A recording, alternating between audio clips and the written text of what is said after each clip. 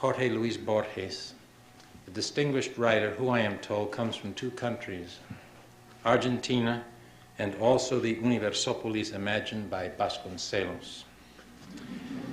I also want to welcome you, the audience, who share this privilege with me.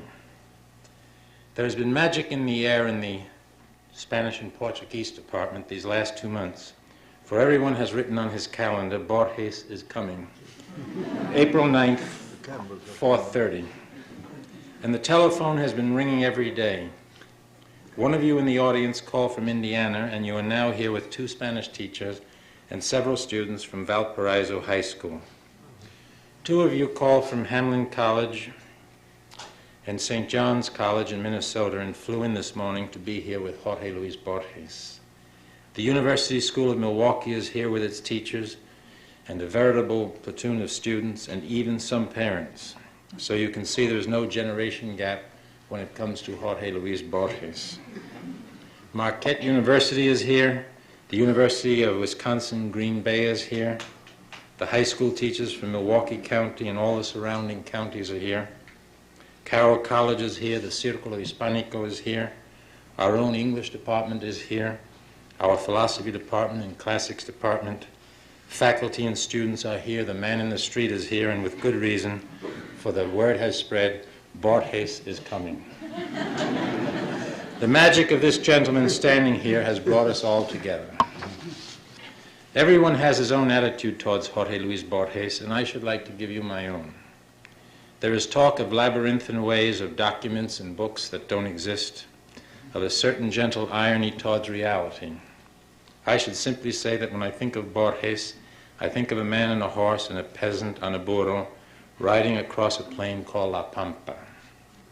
It has been said that in creating the modern novel, Cervantes placed it in the middle between history and poetry. History is what happened, and poetry is what might have happened. And Don Quixote attacks his sheep and faces up to his fulling hammers between the two. It happened, yes, to Don Quixote, but Cervantes' great poetical imagination is there, imposing a certain order on everything. Similarly, the works of Jorge Luis Borges are both historical and poetical, with an unmistakable gentle irony. May I invite you all to read Borges' tale, El Otro, the Other, which appears in a recent book, El Libro de Arena. It is February of 1969, and a man called Jorge Luis Borges is seated at one end of a bench to the north of Boston, in a place called Cambridge, overlooking the Charles River.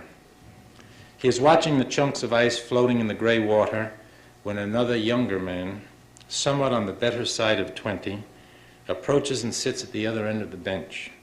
He too is called Jorge Luis Borges, El Otro, the Other. They begin to talk to each other, winter addressing springtime, so to speak. Borges, 70, prophesies many things for Borges, 20, but the latter will not listen to him, or rather he tries to listen, but he does not comprehend. Are they dreaming? Are they the same person? Are they distinct? It is hard to say, for they seem to be made of the same stuff, and yet their vision is different. This conversation of the young man with the old is, in my estimation, Jorge Luis Borges' helmet of Mambrino. Perhaps it is just to say that the corpus of Borges' work is one large helmet of Mambrino, an army of sheep, the sound of fulling hammers, or if you will, a windmill. Now, one of our students, Mr. Jaime Yanez from Mexico, has written a poem welcoming our distinguished guest to UWM. I shall ask him to read his verses, and then I shall introduce Mr. Borges to you. But first, Jaime Yanez.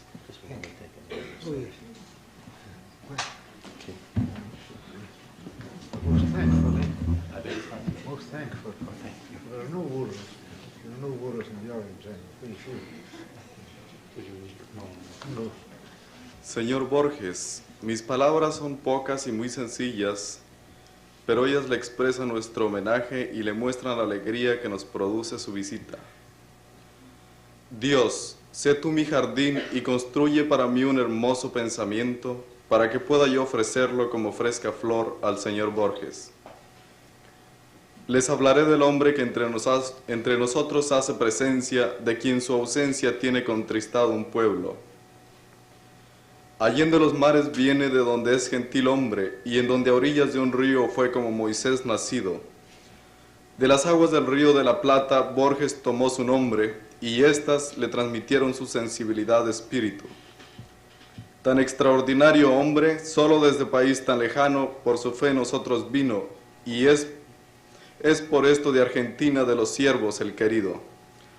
Borges, ceñir tus sienes quisiera con el virtuoso laurel, mas quiero ofrecerte algo que vale más, el sentimiento de este pueblo. Dios te salve, peregrino, de tu hermoso pueblo argentino, mensaje de paz, sé bienvenido.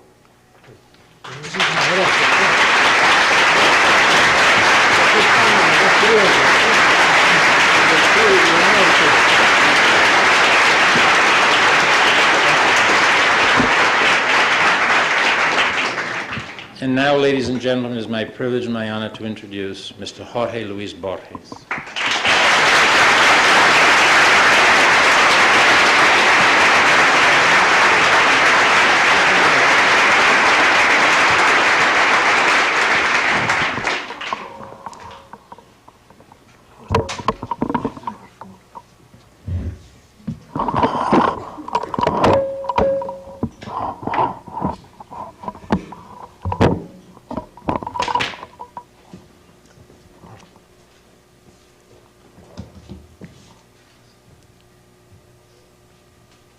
Ladies and gentlemen, I'm about to talk of the writer, not of the average writer, there is no such person, of course, nor of the Platonic writer. He may exist in some Platonic heaven, and of course I share in him, as all the writers do, but of a certain writer who happened to be born in downtown Buenos Aires, I am told, in 1899.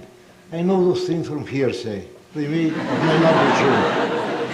As a good solipsist, I suspect that those things never happened. But I go back to my memory. My memory also may be an invention, for all I know.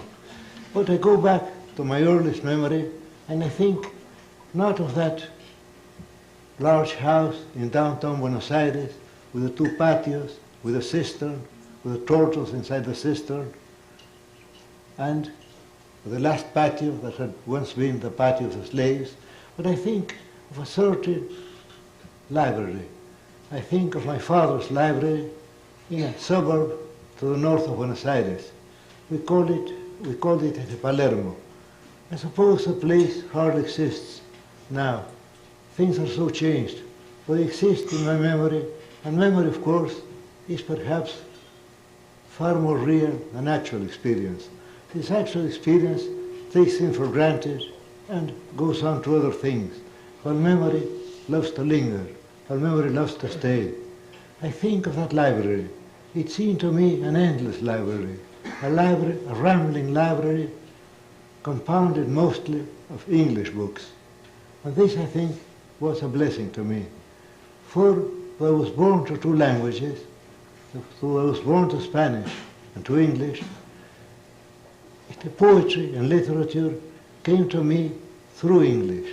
So that when I speak, let us say, of the 1001 Nights, or as Captain Burton has it, of the book of 1,000 Nights and One Night, I'm really,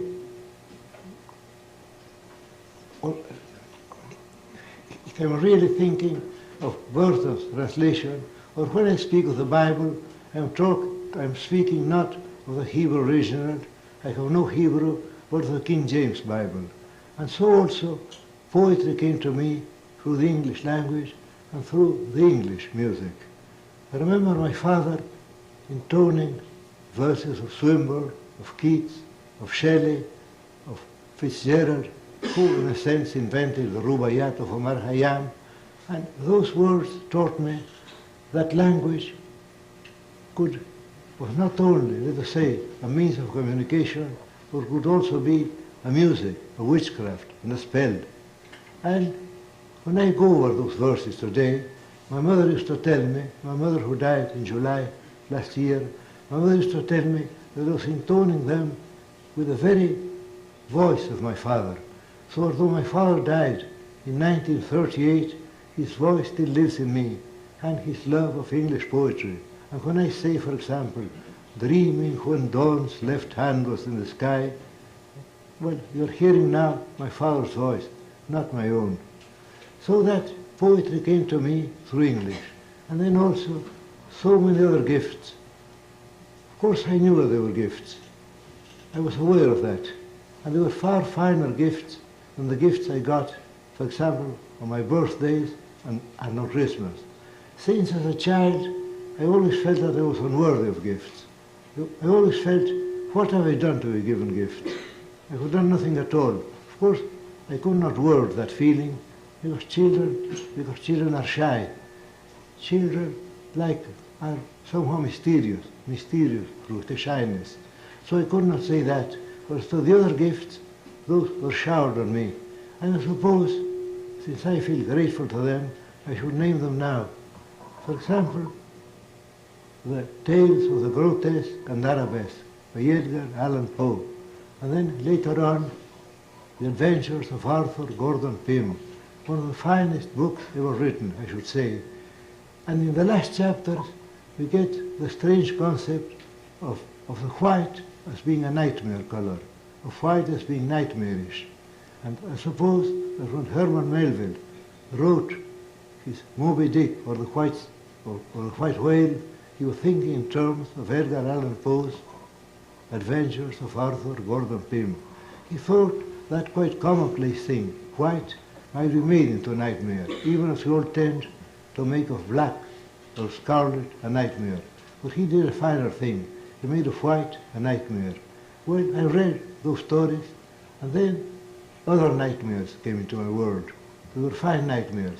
I'm talking of the time machine, of the island of Dr. Moreau, of the country of the blind, of the first man in the moon, of the invisible man, and of other fine literary nightmares of H.G. Wells.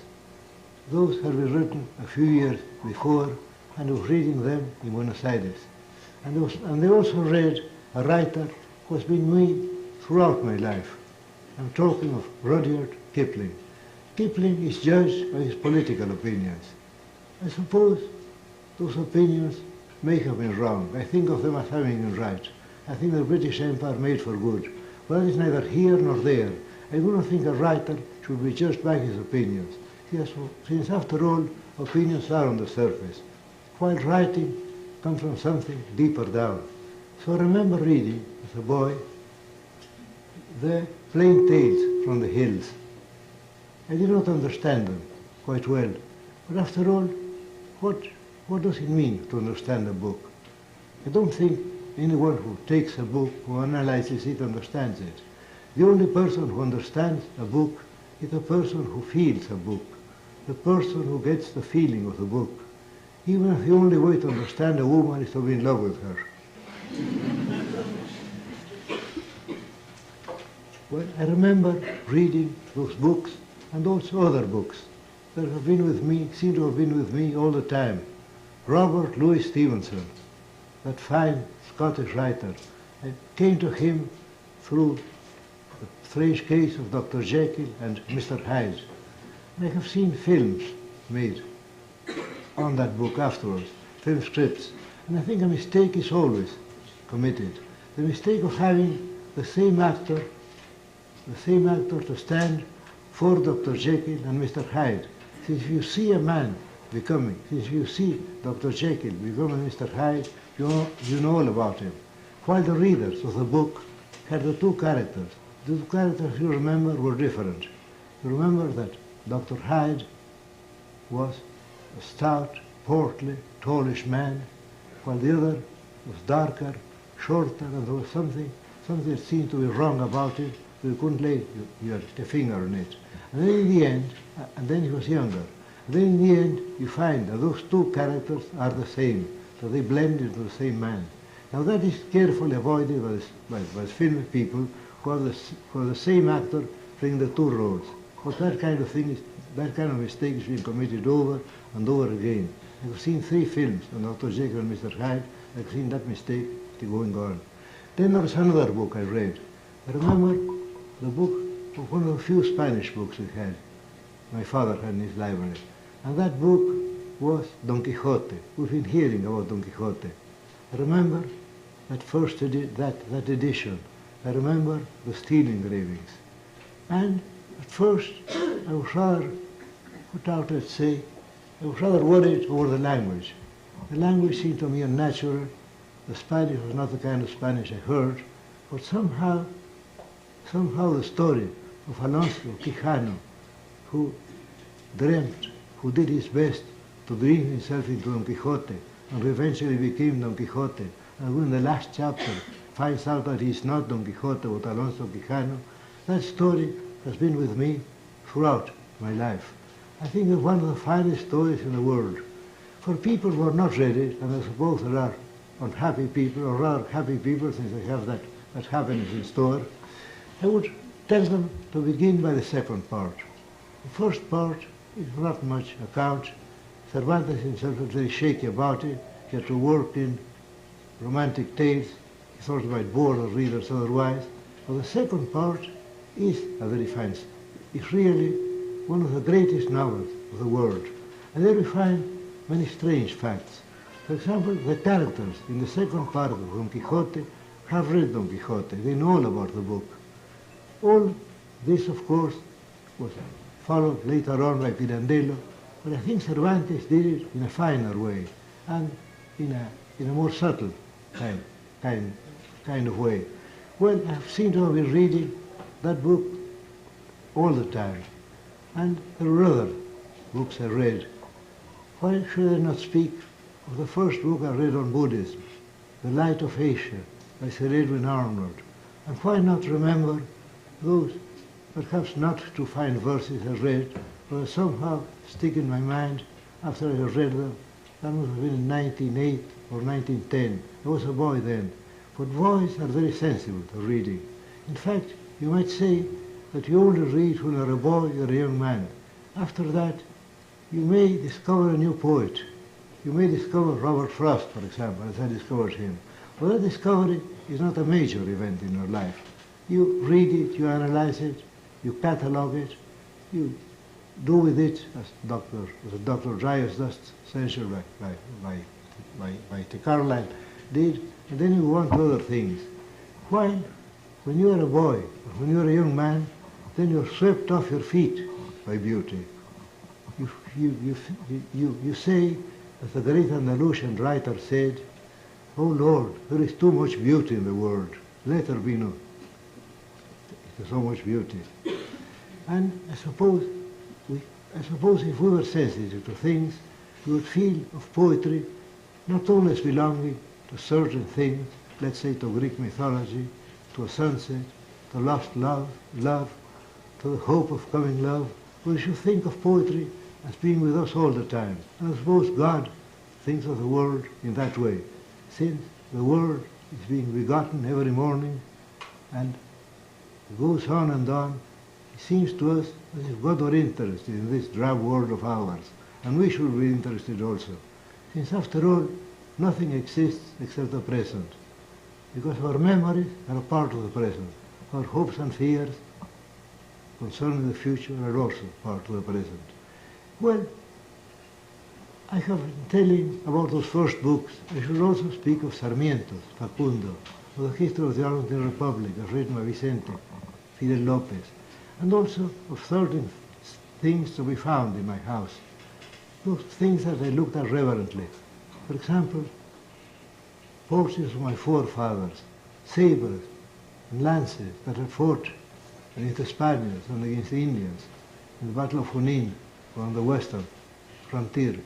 Those things were also part of my life, since somehow I had my share in them. And then I go on to 1914. In 1914, we went to a city I greatly love, Geneva. I have the happiness to possess many hometowns. Why not mention Buenos Aires? Why not mention Montevideo? Why not mention Geneva? why not mention Edinburgh? Why not mention Austin in Texas? Why not mention Boston also? Well, and other cities. I don't want to go on, because of course I know that in an enumeration, what is really remarked are the omissions. So let those cities stand for the other loved unnamed cities. They also included. They also included, though why shall I name them since I am not an atlas after all. Well, in Geneva I was given two gifts. One gift was the French tongue, since I had to study everything in French. And with French, I do not think greatly of the French language, but I think greatly of French literature. And with French, there came to me, let us say, Racine, Corneille, Voltaire, Montesquieu, Diderot, D'Alembert, Hugo, and then afterwards, of course, Verlaine, the music of Verlaine. And that has been with me all the time. And of course, Flaubert. But this catalogue might be an endless one. And then I also,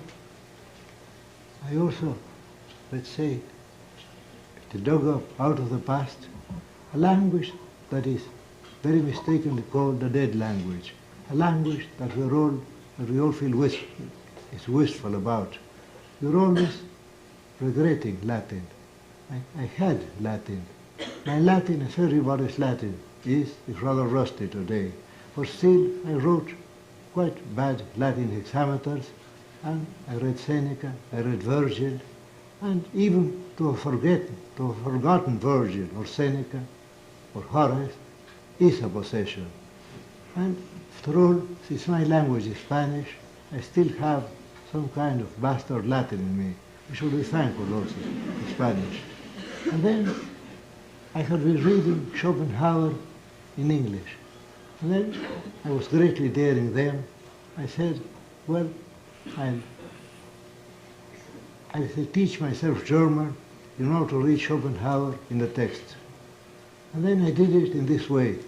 I knew that German grammar is a weariness of the flesh, so I got me a copy of Heine's Buch der Lieder. I knew that poetry should make for brevity. And of course Heine makes for brevity and for beauty also. And I also bought a rather bulky German-English dictionary. See, the languages I knew, the one that was akin to German was English, of course. Then I began to read Heine. And after 2 or 3 months, a wonderful thing happened. I felt that I could do without the dictionary. I was going on and I was reading the finest poetry in the world. I was reading, Das küsste mich auf Deutsch und sprach auf Deutsch. Man glaubt es kaum, wie gut es klang das Wort, ich liebe dich. Es war ein Traum. Well, and then I was reading Hugo von Hofmannsthal also, and Demel, and the Lilienkron, und in die Schlacht sind wir hineingeritten. Well, all those things, it came to me, and I was really thankful for them. And I was also writing at the time. My father had always encouraged my writing. I asked him for advice, and then he said to me, read much, write much, tear up everything you've written, and above all, don't rush into print. And I followed his advice. We came back to Buenos Aires, that must have been in 1921 or so, and in 1923 I came to him with a manuscript book. And I said, I think that this book may be not wholly unworthy of print.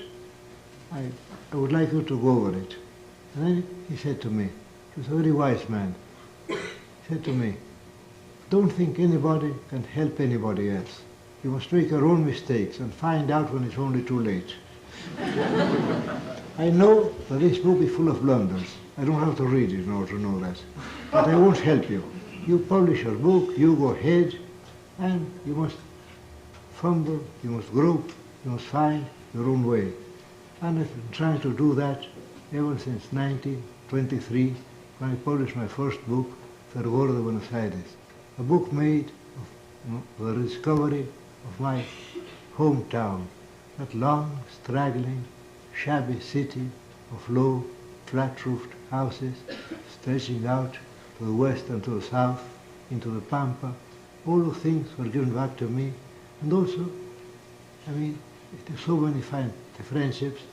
Well, I published that book, and I've been going on and on. And I'm sorry to say that I have published 50 books. But that kind of thing can't be helped. Once you begin, you never know when to stop. Of course, well, if you're going to visit me in Buenos Aires, you'll find none of those books at home, since I never read what I've written. I prefer to think of myself as being a young man of 76 who wants to go on and with no special use for wistfulness, except if the wistfulness be used for literary, or to use it. Well, I would like to say something about what I write. Suppose many people think of me as a poet. Some friends think that I'm an intruder, an outsider in poetry, that I'm really a short story writer. And before answering questions, I would like to speak about 2 or 3 of my stories that perhaps you may have read. One of the stories is called El Sair, the Sair. I clipped that word from Lane's Manners and Customs of the Modern Egyptians, one of the names of God. I don't know what it means. I don't know Arabic. But I got that word. The whole story came to me from a single word, inolvidable in Spanish, unforgettable in English. We're using that word all the time, and we never trouble to think about it. But once that quite common word struck me, and I said to myself, what if there were an unforgettable thing in the world? What if there really was something unforgettable? And the story came out of the adjective unforgettable, inolvidable in Spanish. Then I thought, well, if there were an unforgettable unicorn, there would do many good, since unicorns are unforgettable. It must have something quite trivial. And then I thought of a coin, since a coin has thousands and thousands of sisters or brothers, you want it. And then I thought of a common 20-cent coin, a coin exactly like the other thousands and thousands of coins to be found. And then said, well, what if that one coin were to be unforgettable? What if there were something, let us say, something of witchcraft in the coin that made it unforgettable? And then I said I would write a story about an unforgettable coin. I had that, but I needed something more. Of course, if my hero, since I'm unable to create characters, I am always the character of the hero.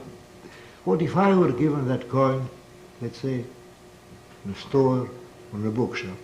That would do me no good. There must be something, emotion, to have come first. And then I remembered what Edgar Allan Poe had said, that there is nothing more poetic, nothing more apt to poetry than the death of a beautiful woman. And so I thought of having loved a woman, of having not been loved by her, and of that woman dying. And then perhaps I might think that since she was dead, I in a sense possessed her, since I had no rivals, since she only existed in my memory. So I created a beautiful woman, I made her die. Those things are very easy on paper, you can do it. And then I went to the wake. There are wakes in Buenos Aires still. And then I walked out of the wake in the small hours, because I had to give my hero, I had to give him distress, sorrow, kind of relief also in the fact that the woman who despised him and whom he loved had died. I had to give him all those mixed emotions in order that he should be fit for the coin. And then he goes to a neighboring store, he has a cup of brandy, and then when he's handed back the change, he finds that coin, alike to all other coins, and quite different, since that coin is unforgettable. He takes it into his hand. He looks at it. The moment he looks at it, he knows that his doom is sealed. He shall never forget the coin. He spends a sleepless night, tossing to and fro, thinking about the coin, not thinking as his duty was about the dead lady who had died. No, the coin has taken hold of him. Then he feels this way leads to madness. Then he attempts many things. He attempts, for example, he buys a sovereign. He buys an English, a British sovereign with St. George and the dragon, and he says, if I try to think of this gold coin, well, this, of course, will shine brighter than my Trojan dime. But he can't. That coin is no good to him. And then he finally takes a subway. He goes to a southwestern suburb of Buenos Aires. There he loses the coin, but the memory of the coin is not lost. And in the end, he feels that he's going mad. And then he thinks to himself, after all, a moment will come when I shall no longer be Borges. I shall only be the coin. And who knows, since all things are a token and a symbol, behind the coin I may see God. Who knows? And that is the end of the story. Well, that is one of the stories I wrote. Then I wrote another story. Maybe you have read it. In any case, you'll forgive me for repeating it. Because after all, my justification lies in my stories. I cannot be justified by other things. I can justify it by my writing. And I think that my stories may be allowed at least to be read. Well, that story is called The Aleph. And that came to me, I'll tell you how it came to me. It came to me through a German book it's written by a German Lutheran theologian on God and on the attributes of God. And among those attributes, I found his eternity. Why should I use the word eternity, since a finer word was coined by Bishop Wilkins in the 18th century? The word everness, that is a very fine word. Well, among the attributes of God, I found the attribute of eternity. Now we have to think of eternity as standing for the sum total of days. We think of eternity as, to quote Shakespeare, I should have quoted him before, all our yesterdays, and today, and all our tomorrows. The eternity is something far uncannier than that. Eternity stands for an eternal now. And in this eternal now, God is seeing, let's say, he's seeing the invasions of Hengist and Horsa. He's seeing the Punic Wars. He sees the discovery of America by Eric the Red. He sees the other discovery by Columbus. He sees our wars of independence. He sees the two world wars, and also the things that are looming ahead, the things to come. He sees everything, and he sees them in one eternal moment, an eternal now. Then I thought to myself, after reading this page, felt dizzy after reading it, what if I take this idea of eternity and apply it to a less important category of time? What if of space? What if instead of time of course is the riddle, the chief riddle, what if I think of space? What if I think of all space as to be found within a certain point in space? And then I bethought myself of the James Joyce fancy of a map of England. Royce thought that a map of England might be drawn on the ground of England. In that map there will be point-to-point correspondence with all things in England. And among them, of course, the map. And in the map, the map, and in the map, the map, and in the map, the map, and so on, forever and ever. And I said, well, I will take that idea. I will imagine a circle. A circle seems to comprehend all things, seems to enclose all things. I will take a small, luminous circle. It has to be luminous in order to be seen.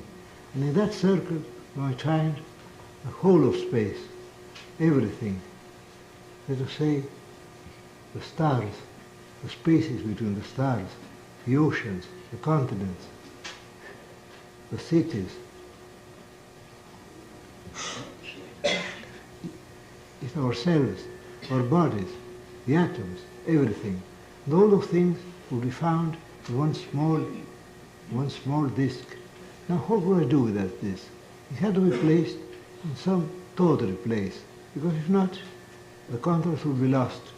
So I thought of a certain rather dingy, shabby street in Buenos Aires called Calle Brasil.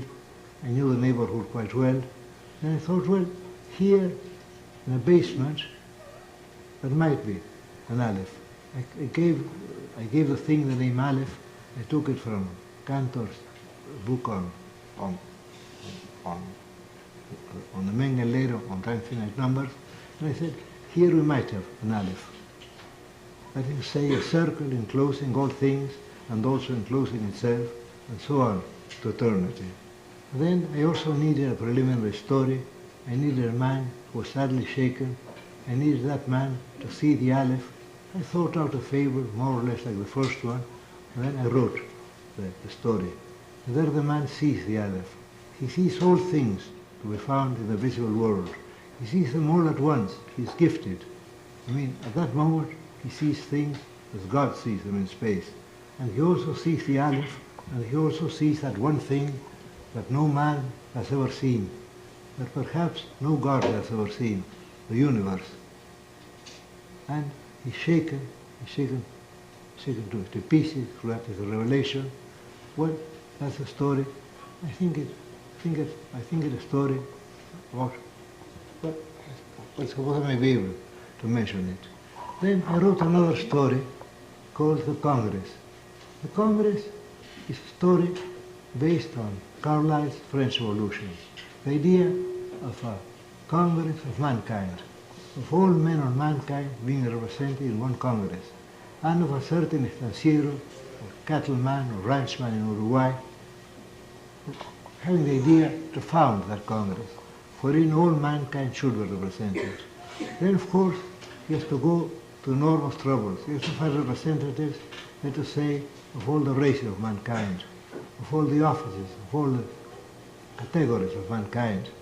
And also, since the passes are represented also, he needs a collection of books.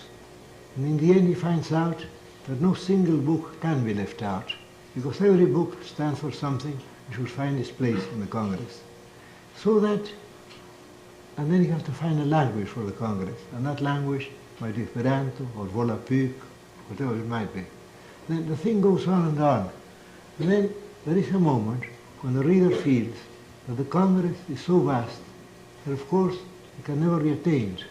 And then in the end, we get the revelation. There is no need of the Congress, since the universe is already the Congress. And then the man burns all his books. He goes for a long walk through Buenos Aires with his friends. All this happens way back in 1899. He goes for a long walk.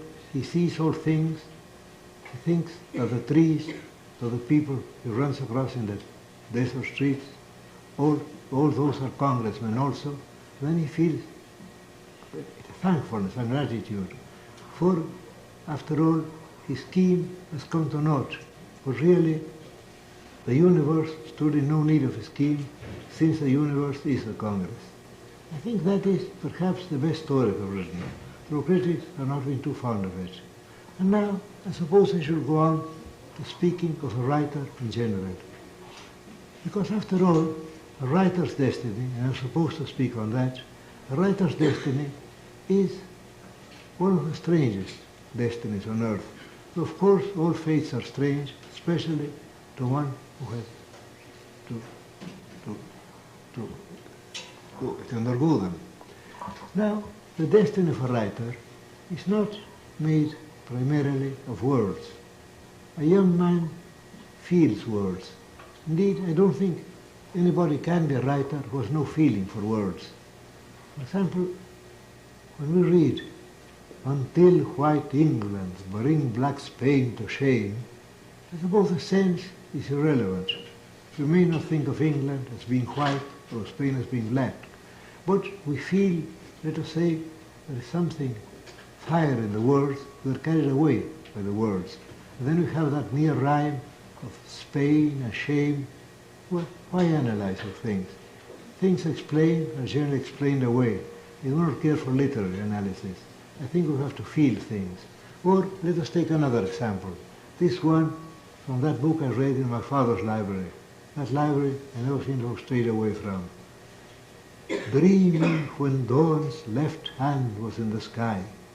Now this was a gift made by Uriah Fitzgerald to the Persian original. You do not find those words in the text, as far as I know. You see, I suppose that the witchcraft, the magic, lies in the word left. Since had he written, dreaming when dawn's right hand was in the sky, that would avail him nothing. But dreaming when dawn's left hand was in the sky seems like a thing seen in a dream, seems something mysterious, really. Well, I could give you other examples of word magic. Of course, word magic is also thought magic, and it's also, let us say, the magic, the witchcraft of the music also, of the word music.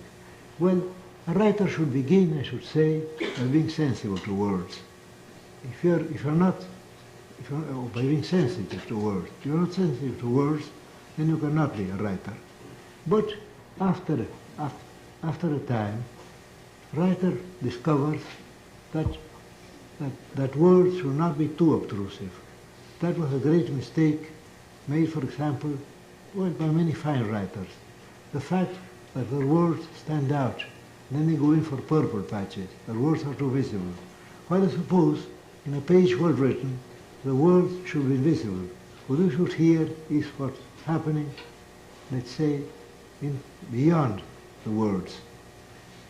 And that is what we found, I suppose, in novels chiefly. We all think of Cervantes, of Tolstoy, of Conrad, as being great novelists. And yet we may have no Spanish, no Russian, or no English, because we know that a great novel can survive anything, even the translations. And after that, then I suppose a writer should have but one tenet, and this is the one I have found. When a writer, if you want to write something real, you should be sincere, you should be true, not to mere circumstantial reality, that made for journalism. You should be true to your dream. Mr. Coleridge wrote that when you're witnessing a play, or when you're reading a book, you don't believe in them, but there is what he finally called a willing suspension of disbelief. Now, how can a reader get the willing suspension of disbelief? Only if he thinks that what the writer is writing may not be true, but that what the writing is true to his dream, to his vision. So that as long as I write things that belong to my dream, then I am being a writer. I will tell you now, after all, I'm supposed to reveal things, so I have no secrets really. I'll tell you now the way I set about writing a story. Firstly, I do not set about writing a story. I may be walking down the street, or up and down the National Library in Buenos Aires, or anywhere, then suddenly I glimpse a shape. We might, to use a convenient metaphor, we might talk of an island, a long island, like Whitman's Long Island. And then I glimpse the two ends of the island. And those may stand for the beginning and for the end of the story. So that when I write a story, I know the end of the story. And I know how the story should begin. But I have to discover what happens in between. And that is my task. And then, of course, I have to find the right setting for the story. I have to find out where the thing happened in the outlying slums of Buenos Aires at the turn of the century, or where it happened in the East, or where it happened in the States, or where it happened. And then, of course, it's a minor task. Suppose I must look for the names of the characters. And then, after that, I merely have to find my way. I have to grope my way in the darkness of the story. Of course, I may take a wrong turning. I generally do. And then I have to retrace my steps and go back. But a moment comes when I see the whole thing, and then I am allowed to write it down. That, I suppose, is my way of writing stories, of writing short stories. I mean, to discover something. And of course, to invent in Latin means to discover.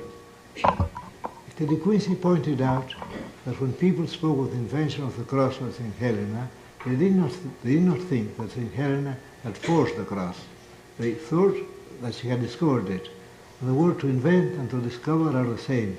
And this, of course, takes us back to Plato, who thought that all things already existed. The man who said, for example, that a statue is in the marble. You merely have to chip off what's irrelevant. Or that very fine poem of Tim Rout, the Southern Confederate laureate, who wrote that cemetery, that very poor cemetery for the Confederate dead after the war between the states. And then in the last line he says, the shaft is in the stone. There is saying nothing has been evolved, but things are there. Well, we have to discover things. And that is only done, let us say, by patience. Or rather, by letting the dream have its way with you. Once you have your story, then you have to write it down. And I should say, the less you add to it, the better. There was a time when I went in, let's say, for overwriting my stuff. I would go in for metaphors, I would go in for ornaments, but that thing is wrong. I think that if a certain story, or maybe if a certain conception interests me, it may interest other men who, after all, are not much unlike myself. So this is the advice I will give. But I'm going rambling on. I do not know what I have written is worth anything, but I know that my sole justification lies in writing. Besides, I have been blind or near blind for the last 15 years. And what else can I do but go on writing? Since writing, after all, is my justification. And also, it gives me a certain kind of quiet joy. I should be grateful for being a writer. And now I would like you to ask me questions and I'll do my best to answer them. Thank you for your attention.